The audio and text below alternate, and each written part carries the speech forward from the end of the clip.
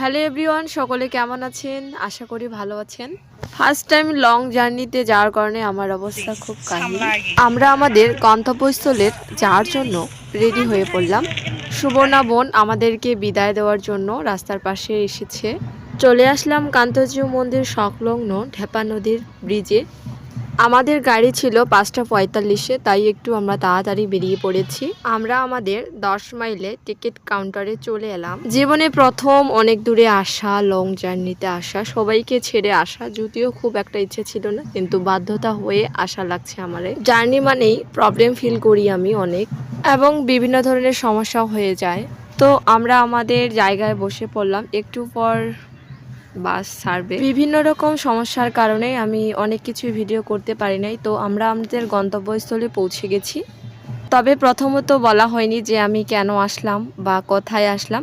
তো বলি, আমি এসেছি খুলনা মাগুরা জেলায়।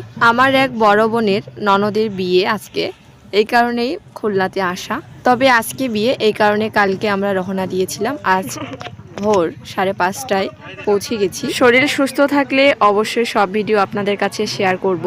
তবে অনেককে শুনি যে অনেকেই নাকি জার্নি ভালোবাসেন। তো কে কে জার্নি ভালোবাসেন অবশ্যই একটু কমেন্ট করে জানাবেন। তো আমার পক্ষে তো জার্নি ইম্পসিবল।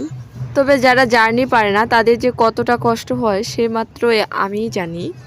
তো যাই হোক, আমরা দিদির বাড়ি পৌঁছে গেছি।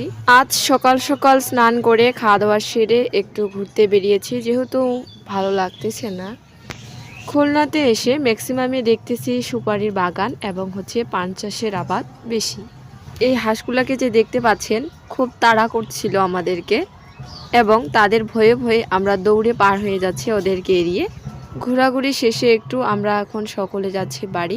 এই যে বাড়িটা দেখতে পাচ্ছেন, এটা হচ্ছে দিদির বাড়ির পিছনের ব্যাকগ্রাউন্ড। এখন যাচ্ছি একটু তাদের বাড়ির ছাদে।